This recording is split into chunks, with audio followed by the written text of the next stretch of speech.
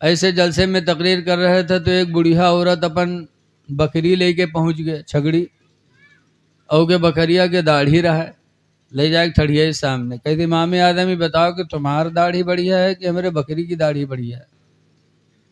हम लोग है तो झपड़िया ही दी थी, लेकिन वारे इमाम आदम बड़े संजीदा थे। इमाम आदम उन्होंने कहा बूढ़ी माँ, अगर मैं ईमान पर दुनिया से गया तो मेरी दाढ़ी तुम्हारी बकरी की दाढ़ी से अफजल है, और खुदा न करे अगर कहीं मैं बेईमान हो के गया तो तुम्हारी बकरी की दाढ़ी मेरी दाढ़ी से अच्छी होगी। इमाम आदम का ये जवाब बता रहा है, चाहे दाढ़ी हो, चाहे नमाज हो, चाहे रोजा हो, सारी चीजों की कबूलियत का दारो मदार ईमान है। इसलिए ईमान बचाओ। ईमान के डाकू तरह तरह के लिबास में आएंगे, अब आप पहचान नहीं पाओगे। बहुत बचने की जरूरत है। नमाज के नाम पर ईमान पर डाका डालेंगे।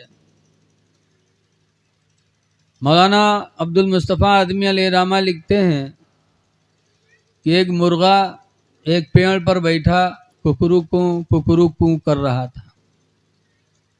मुर्गा जब कुकरू कू बोले तो उसको बुरा नहीं कहना चाहिए। हदीस पाक में ला तसुब्बुद्दीक, ऐ लोगों मुर्गे को गाली न दो, लिअन्नहु युक़ज़ु लिस्सलाह, इसलिए कि मुर्गा तुम्हें नमाज फजर के लिए बेदार किया करता है। वाह वाह, क्या कहने। कुछ लोग हैं ना कि अगर मुर्गा पचलाहरा बोले लगे तो कहीं का सारे काट के खैन ले, सार सोए नहीं देते। अल्लाह के नबी सब कुछ जानते थे कि कहीं मेरी उम्मत के लोग कैसे कैसे होंगे, इसलिए मेरे नबी ने पहले ही फरमा दिया ला तसुब्बुद्दीक, मुर्गे को गाली न दो, लिअन्नहु युक़ज़ु लिस्सलाह, इसलिए कि मुर्गा तुम्हें नमाज के लिए जगाया करता है। क्या कहने। वाह वाह। दोस्तों सोचो, एक मुर्गा चिड़िया होकर के नमाज के वक्त आवाज दे दे तो हुजूर के नजदीक इतना महबूब हो जाए, और एक मुसलमान होकर के अगर सुबह अपने पड़ोसी को, अपने भाई को, अपनी औलादों को नमाज के लिए जगा दे तो अल्लाह उससे कितना खुश होगा, रसूल कितने खुश होंगे। अफसोस है कि आज हम गाफिल हैं, अपनी औलादों को भी गफलत की जिंदगी गुजरवा रहे हैं। बहरहाल मुर्गा पेड़ पर बैठा कुकरू कू करे, करीब में कहूँ भेड़िया रहे। भेड़िया जब सुनिस तो के मुंह में पानी आएगा, सोचिस है कौनो शिकार, तो भेड़िया चटपट चटपट करती है पेड़ के पास मुर्गा का खाए के लिए, और वही तो देखिए मुर्गा ऊपर है। अब भेड़िया के दरख्त पर चढ़े कोनो जुगाड़ लागे नहीं। तब भेड़िया ने मुर्गा से कहा मुल्ला जी, आपने अजान दे दिया है, अब नीचे उतरिए, नमाज पढ़ा जाए। तो मुर्गा जान गया कुछ नहीं कि नियत है गड़बड़, नमाज के नाम पर नीचे बुलाए कि हमका खाए लिए। मुर्गा बेचारा इधर उधर ताकने लगा। करीब में एक दरिया थी, तो दरिया पे देखा कि शेर जंगल का पानी पी रहा है, और मुर्गा जानता था कि रोजाना पानी पी के शेर इसी पेड़ के नीचे आराम करने के लिए आता है, अभी पानी पी के आएगा। तो जब मुर्गे ने शेर को देखा तो भेड़िए से कहा मुल्ला जी रुकिए, अजान मैंने पढ़ दिया है, इमाम साहब दरिया में वजू बना रहे हैं, अभी इमाम साहब आएंगे तब नमाज पढ़ी जाएगी। भेड़िया और खुश की लागत है, एक को मुर्गा और है कोनो। लेकिन जब दरिया से शेर पानी पी के झूमते झामते शेर दरख्त की तरफ बढ़ा और भेड़िया की निगाह शेर पर पड़ी, वह भेड़िया भाग। जब भाग तो मुर्गा ने कहा रे मुल्ला जी कहाँ जा रहे हो, आओ इमाम साहब आ रहे हैं। तो भेड़िया कहते हमारा वजू टूट गया है, वजू बनावे जाते। यही हाल उन लोगों का है जो नमाज के नाम पर ईमान पे डाका डालते हैं। ऐ लोगों, होशियारी की जरूरत है। यह दौर बड़ा नाजुक है, कैसे कैसे लिबास में बहरूपिया आपके सामने आएंगे और आप पहचान नहीं पाओगे। इसलिए आप गुलाम नबी बन जाओ, चेहरे पे दाढ़ी रखा लो, पाको साफ रहो, नमाज की पाबंदी करो, गुलाम नबी बन के जियोगे तो इंशाअल्लाह ताला दुनिया भी अच्छी होगी, आखिरत भी अच्छी होगी। एक सहाबी थे हजरत सफीना रदी अल्लाह अन्हु, अल्लाह की राह में जिहाद के लिए जा रहे थे। रास्ते में जंगल पड़ा, हजरत सफीना जंगल में दाखिल हुए। जैसे कुछ कदम आगे बढ़े कि जंगल का शेर सामने आ गया। हजरत सफीना ने जब शेर को देखा जंगल में अकेले, अच्छा ये बताओ, खजूरी के कोई आदमी के यहाँ गन्ना के खेत में शेर मिल जाए तो क्या हाल हुई बताओ। नीचे कपड़ा तो पहले ही खराब हुई जी, आगे का हो अल्लाह है जाना है? लेकिन हमारे रसूलुल्लाह के सहाबी का ईमान देखो, अकीदा देखो कि जब जंगल में शेर को देखा, तन्हा थे, तो हजरत सफीना ने शेर से क्या कहा था? बुखारी की हदीस में कहा था, या अबल हारिस, ए जंगल के शेर, अना मौला रसूलुल्लाह, मैं रसूलुल्लाह का गुलाम हूँ। वाह क्या कहने, सुभान रब बोल दो सुभान अल्लाह, सुभान अल्लाह, सुभान अल्लाह, सुभान अल्लाह। यहाँ न बोलियो तो बजे हो रजई में, यहाँ कहियो सुभान अल्लाह। अरे आए हो महफिल मिलाद में, कुछ बोलो ताकि सवाब भी मिले, आपको नींद ना आए। क्या कहा? अना मौला रसूलुल्लाह, मैं रसूलुल्लाह का गुलाम हूँ। सुभान अल्लाह, सुभान अल्लाह। ये नहीं कहा कि मैं हाफिज जी हूँ, ये नहीं कहा मैं हाजी हूँ, नहीं कहा मैं आलिम हूँ, ये नहीं कहा मैं नमाजी हूँ, ये नहीं कहा मैं रोजदार हूँ। सहाबा को इन चीजों पे नाज नहीं था। अगर सहाबा को नाज था तो नबी की गुलामी पे नाज था। सुभान अल्लाह, सुभान अल्लाह। वो नमाजी भी थे, आलिम भी थे, हाफिज भी थे, तमाम खूबियां उनके अंदर थी, लेकिन किसी खूबी को नहीं बताया। बताया तो गुलाम नबी की खूबी बताया। सुभान अल्लाह। हदीस में है, जब जंगल के शेर ने सुना कि नबी के गुलाम हैं, फ़क़दिमल असदो बस बसतन, तो वो शेर आगे बढ़ा अपनी पूंछ को हिलाते हुए, वक़ब्बल क़दमई, और उनके पैरों को आके बोसा दिया, वक़ाम इला जंबिही, और उनके पहलू में आके खड़ा हो गया, वसारा माहू, और वो शेर हजरत सफीना के साथ साथ जंगल में चलने लगा। ये सोच कर के नबी के गुलाम जा रहे हैं, कोई दूसरी चीज नबी के गुलाम को तकलीफ न दे दे, तो शेर नबी के गुलाम का निगरां भी बन गया। लोगों, ये गुलाम नबी थी सहाबा के अंदर। आज किस बुनियाद पे आप अपने आप को गुलाम नबी कहोगे? आज हमने अपने आप के सारे हालात बदल दिए। निकाह होता है तो उसमें भी हम नबी की जिंदगी को नजरों के सामने नहीं रखते। निकाह होगा तो इतने फजूल खर्ची करेंगे, 25 गाड़ी बंधाएंगे, 25 गाड़ी। लगता है कि बारात आएगी तो किसी बादशाह के पोते की बारात आ रही। रुपया निछावर करेंगे। ओके भाई, जब निकाह हुए, मौलाना हाफिज जी साहब निकाह पढ़ाई हैं, और निकाह पढ़ावे के बाद जब पूछिए कत्ता भवा नजराना, अगर बताए दीन 5000, दुई कलिमा पढ़ाए दीन 5000 रुपया, तब बलइहे अपने रिश्तेदारन का अलग तक जइहे सल्लाह करे। कितना बड़ा बदनसीब है वो, कि जब 25 गाड़ी बंधाना था तब सल्लाह नहीं किया था। तरह तरह का खाना बनवाना था तो मशवरा नहीं किया, होटल बुक कराना था तो मशवरा नहीं किया, और अपने इमाम को निकाह का नजराना देने के लिए मशवरा कर रहा है। वो इमाम जिसने तुम्हारी बहू बेटी को कलमा पढ़ा दिया, कलमा पढ़ा के जन्नती बना दिया। हदीस में मन क़ाल ला इलाहा इल्लल्लाह फहुवा दखलल जन्नह, जिसने ला इलाहा इल्लल्लाह की बोली बोली वो जन्नती हो गया। सुभान अल्लाह। उस इमाम को नजराना देने के लिए सल्लाह कर रहे हो, 4-5 आदमी उठ के मशवरा मिला रहे हो। शादी ब्याह में ज्यादा न लुटाओ, मुख्तसर तौर पर शादी करो। आज अफसोस है कि हमारे बच्चे डॉक्टर नहीं, हमारे बच्चे वकील नहीं। आज हम गैरों के मुहताज हैं।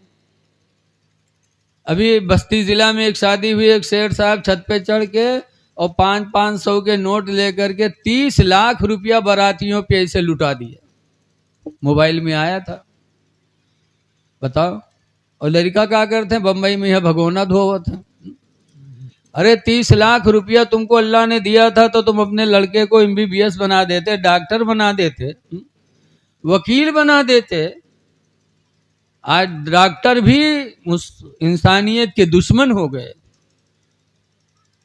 थोड़े से मर्द में यहाँ परेशानी में जाओ तो कहीं अल्ट्रासाउंड कराए ला, और वहाँ 1200 रुपया ली, 600 रुपया फट से इनके खाता में आई। जानत है कि थोड़ा बहुत, लेकिन उनका कहीं है ना, जाए अल्ट्रासाउंड कराए ला, जाए चेक कराए ला, वो चेक कराए ला। हमारे यहाँ के एक आदमी था, उसके पेशाब में दिक्कत थी नलकी में, तो गवा दिल्ली ऑपरेशन करावे। ऑपरेशन हुई गवा नलकी के, उसके बाद आवा कुछ दिक्कत हुई तो लखनऊ गवा, वहाँ जांच करे तो ये गुर्दे गायब। अब बताओ, ऑपरेशन की नलकी का और निकाल लिया गुर्दा। अब वहाँ अंदर कहाँ निकाला धरत है, कोई का कुछ पता है? तो आज ये डॉक्टर भी इंसानियत के दुश्मन हो गए हैं। 100 डॉक्टर में 10 डॉक्टर अच्छे मिलेंगे, 90 लुटेरे मिलेंगे। इसलिए लोगों, अपनी औलादों को तुम डॉक्टर बनाओ, वकील बनाओ, ताकि मुकदमा में दूसरा तुमको बर्बाद ना करे। जब तुम्हारा कोई भाई होगा तो तुम्हारी सही रहनुमाई करेगा। आज शादी ब्याह में पैसे खर्च कर रहे हो, खूब मकान ऐसा बनवा रहे हो, लगता है कि कोई बादशाह का महल है, और लड़के सब जाहिल है। सऊदी भेज दिया, कुवैत भेज दिया, दुबई भेज दिया, बेचारे धक्का मुक्का खा के परेशानी उठा के पैसा भेज रहे हैं, तो तुम महल बना रहे हो, दिखा रहे हो कि सबसे बड़ा दौलतमंद मैं हूं। अपने बच्चों की जिंदगी को सोचो, अपनी आने वाली नस्लों को सोचो। बहरहाल मैं आप हजरात से गुजारिश करता हूं कि फजूल खर्चियां ना करो। फजूल खर्ची करने वाला शैतान का भाई है। आज इस दौर में हम दूसरों से दोस्ती करते, दूसरों को होटल पे खिलाते पिलाते, और माँ बाप से कभी नहीं पूछते अब्बा तुमको भी कुछ चाहिए कि नहीं चाहिए। होटल पे दोस्त को ले जाएंगे तो कहेंगे का चली, काला जाम चली कि मलाई चली, समोसा मंगाए कि का मंगाए। अपने बाप से कभी नहीं पूछते तुम कि अब्बा तुमको क्या चाहिए। है लोगों, अपने बाप से भी पूछो, अपने माँ से भी पूछो। हदीस पाक में हकीम इब्ने मुआविया अल कुशैरी, हजरत हकीम बिन मुआविया कुशैरी से रवायत है, आला सालाना रसूल अल्लाह, हम लोगों ने अल्लाह के रसूल से सवाल किया, मन अहक्कु बिहुस्न सहाबते, अल्लाह के रसूल मेरे एहसान का सबसे ज्यादा हकदार कौन है, मैं सबसे ज्यादा एहसान किस पर करूं। तो सरकार ने किसको बताया था? आज तो सबसे ज्यादा एहसान आदमी अपने पीर पर करत है। पीर खुश हो जाए बजानो सब खुश, और पीरो साहेब ऐसे कि अल्लाह की कबू न कहे कि अपने अब्बा को बुलाए ले। एक जगह भी हम रतलाम गए तकरीर करने, और पीर साहेब बुलाई ना हुआ गए, तो कहें आज आपको यही तकरीर करना है कि जो कुछ है वो पीर है, जो कुछ है वो पीर है, यही आपको आज बोलना है। तो हम तो कुछ दूसरे सोच रहे हैं, जब पीर साहब कहें तो हमारा दिमाग होएगा खराब। तो हम तकरीर में बोले कि जो कुछ है वो तुम्हारे माँ बाप हैं, माँ बाप को राजी करो खुदा राजी होगा। माँ बाप को राजी करो खुदा राजी होगा। पीर को राजी करने से खुदा राजी जरूरी नहीं कि हो जाए, माँ बाप को राजी करोगे तो खुदा राजी हो जाए। बेशक बेशक। हदीस पाक में रिज़ाउर रब्ब फी रिज़ाइल वालिदैन, ऐ मेरे बंदे तेरी रब की खुशी तेरे माँ बाप की खुशी में है। हमने इस तकरीर को किया जब सुबह चले लागे तो नजराना छोड़ दो, किराओ नहीं दीन पीर साहब, ये तो कहो जेब में रहा तो लौट ही आए, नहीं तो भीख मांगी तो। आज आप दोस्त पर निछावर कर रहे हैं, पीर पर निछावर कर रहे हैं। जब पूछा अल्लाह के रसूल में सबसे ज्यादा एहसान किस पर करूं, तो हुजूर ने फरमाया मेरे एहसान का मुस्तहिक सबसे ज्यादा है कौन? तो सरकार ने फरमाया उम्मो का, तेरी माँ है। कुल तो सुम्मा मन, मैंने कहा फिर कौन? आला उम्मो का, फरमाया तेरी माँ है। कुल तो सुम्मा मन, मैंने कहा फिर कौन है? काला उम्मु का, फरमाया तेरी माँ है। 3 मरतबा होएगा और सरकार माँ ही को बता रहे। चौथी मरतबा पूछा कुल तो सुम्मा मन, मैंने कहा अल्लाह के रसूल फिर कौन है? तो सरकार ने फरमाया अबू का, तेरा बाप है। फिर वो चुप हो गए, हुजूर भी चुप हो गए। पता चला कि अल्लाह दौलत दे तो सबसे ज्यादा एहसान माँ पर करो, बाप पर करो। हुजूर ने माँ को बताया, बाप को बताया, लेकिन आज अफसोस है कि हम माँ बाप को नजरअंदाज किए हैं। माँ को 3 मरतबा बताया, क्योंकि माँ के एहसानात औलाद पर बाप से ज्यादा होते हैं। पहला एहसान 9 महीना तक अपने पेट में अपने औलाद को रखती है। दूसरा एहसान 2 साल तक अपने सीने का दूध मुफ्त में पिलाती है। तीसरा एहसान अपने बच्चे को वो पालती है। अब्बा का एक एहसान कि वो भी अपनी औलाद को पालते हैं। पालने में दोनों शरीक, लेकिन पालने में भी माँ ही आगे बढ़ी रहती है।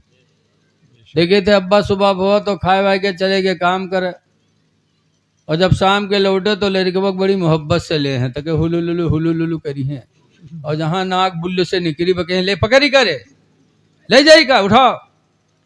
वो माँ फिर आती है और गोद में लेकर अपने दुपट्टे से नाक को साफ करती है। इसलिए लोगों, माँ को न भूलो, बाप को न भूलो। बाप बाप है, माँ माँ है। इसीलिए हदीस पाक में है कि 3 लोगों की दुआएं अल्लाह ताला रद्द नहीं करता। 3 लोगों की दुआओं को अल्लाह कबूल कर लेता। कौन कौन? नंबर 1 पर माँ बाप कि उनकी दुआ औलाद के बारे में अल्लाह ठुकराता नहीं। इमाम बुखारी नाबीना थे और माँ से कहा था माँ दुआ कर दो आंखों में रोशनी आ जाए। रात में इमाम बुखारी की माँ ने दुआ मांगी, अल्लाह तेरे बारगाह में दुआ करती हूँ परवरदिगार मेरी औलाद की आंखों में रोशनी दे दे। रवायतों में है कि सुबह उठे तो इमाम बुखारी की दोनों आंखें मुकम्मल रोशन थी, और ऐसी रोशनी कि बुखारी शरीफ दिन के उजाले में लिखते थे, रात में चांद के उजाले में लिखा करते थे। बम्बई में माहिम शरीफ में एक मज़ार है मखदूम माहिमी। उस टाइम बम्बई में थे जब कोई मौलवी मौलाना कुरान पढ़ा वाले नहीं रहे। तब उन्होंने अपनी अम्मा से कहा था अम्मा यहाँ कोई कुरान पढ़ाने वाला नहीं, मैं कुरान कैसे पढ़ूंगा? अम्मा दुआ कर दो अल्लाह कोई कुरान पढ़ाने वाला भेज दे कि मैं कुरान पढ़ लूँ। तो उनकी माँ ने दुआ मांगी थी रात में। तो सुबह जब समंदर के किनारे गए मखदूम माहिम, तो अल्लाह ने हज़रत खिद्र अलैहिस्सलाम को भेजा। और हज़रत खिद्र आए। याद रखो 4 नबी ऐसे हैं जिनको मौत अभी तक नहीं आई। 4 नबी ऐसे हैं जिनको मौत, अरे बोल दो यार, लगा था कसम खाए बैठे यार, हाँ नहीं तो नहीं करो ना यार। हज़रत इदरीस अलैहिस्सलाम को भी मौत नहीं आई। हज़रत इलियास अलैहिस्सलाम को मौत नहीं आई। हज़रत ईसा अलैहिस्सलाम को मौत नहीं आई। हज़रत खिद्र अलैहिस्सलाम को भी मौत नहीं आई अभी। तो दुआ मांगी थी उनकी माँ ने, बुखारी मखदूम माहिम की माँ ने, कि बेटा या अल्लाह मेरा बेटा कुरान पढ़ना चाहता है, कुरान पढ़ाने वाला भेज दे। तो अल्लाह ताला ने माँ की दुआओं के तुफैल हज़रत खिद्र को भेजा, और समंदर के किनारे मखदूम माहिम मिल गए। हज़रत खिद्र ने अपने सीने से लगाया, कहा बेटा तेरी माँ की दुआ अल्लाह ने कबूल कर ली है, मुझे भेजा है कि कुरान की तालीम तुझको दे दूं। आओ बेटा, सीने से लगाया हज़रत खिद्र अलैहिस्सलाम ने, और पूरा कुरान हज़रत मखदूम के सीने में हज़रत खिद्र ने उतार दिया, और वो हाफिज़ कुरान हो गए। तो माँ बाप की दुआ अल्लाह ताला कभी रद्द नहीं करता। बेशक बेशक।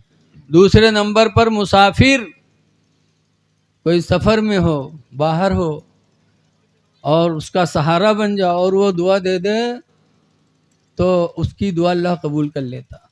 बेशक। जैसे भी रमज़ान आवत है, बहुत से मुसाफिर आई हैं, तो उनका सहारा बन जाओ, उनका सहारा बनोगे, दुआ निकलेगी, तुम्हारा बेड़ा पार हो जाएगा।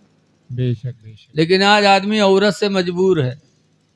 जइए मस्जिद में यह नमाज पढ़ा, अगर हुआ कोनो मिल गवा मुसाफिर तो बुलाए लावा घरे, और घरे जब बुलाए लावा तो मेहरवस कहा था एक मेहमान आया तनी खाना ले आओ, तो बड़े गुर्रे डिब्बे से कहे कौन मेहमान, कहाँ का मेहमान? कहने रे मस्जिद में एक मुसाफिर आए रहा, उनका बुलाए लाए। कहीं इतना बड़ा गांव पड़ा रहा है, कोई नहीं बोले तुम्हें बहुत बड़े सेठ रहो बुलाए लाए, जाओ तुम्हें बनाओ खवाओ। आजकल औरतें इस मिजाज की हैं। इसलिए लोगों मुसाफिरों का सहारा बनो। तीसरे नंबर पर है मजलूम की दुआ। कोई परेशान हाल हो और उस परेशानी में उसका सहारा बन जाओ और उस परेशानी में वो दुआ कर दे तो अल्लाह उसकी दुआ को कभी रद्द नहीं करता। इसलिए आप हजरात से गुजारिश है कि माँ बाप की खिदमत करो। एक बात और कहेंगे 5 मिनट की, उसके बाद मैं अपनी तकरीर ख़त्म कर रहा हूँ। देखिए, आज हर घर में कुछ न कुछ कमियां हैं, ख़ास तौर से हमारी माँ बहनें जो घरों में हैं। हदीस पाक में है, अनबी सईदिन खुदरी काला खरज रसूलुल्लाह सल्लल्लाहु अलैहि वसल्लम फी अदहा फतरिन इलल मुसल्ला। हुजूर ईद या बकरा ईद के दिन ईदगाह निकले। और हुजूर के ज़माने में औरतें भी ईद की नमाज़ पढ़ने जाती थी। फमर्रा अलन्निसा, तो सरकार औरतों के पास से गुजरे। फ़क़ाला या माशरन निसा, तो फरमाया औरतों तसद्दक़ना, तुम सब सदका किया करो।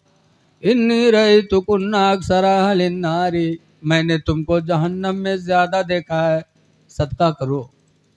कुलना व बिमा या रसूल अल्लाह, और तूने कहा अल्लाह के रसूल क्यों? हम लोगों की तादाद जहन्नम में ज़्यादा, मर्द कम, ऐसा क्यों?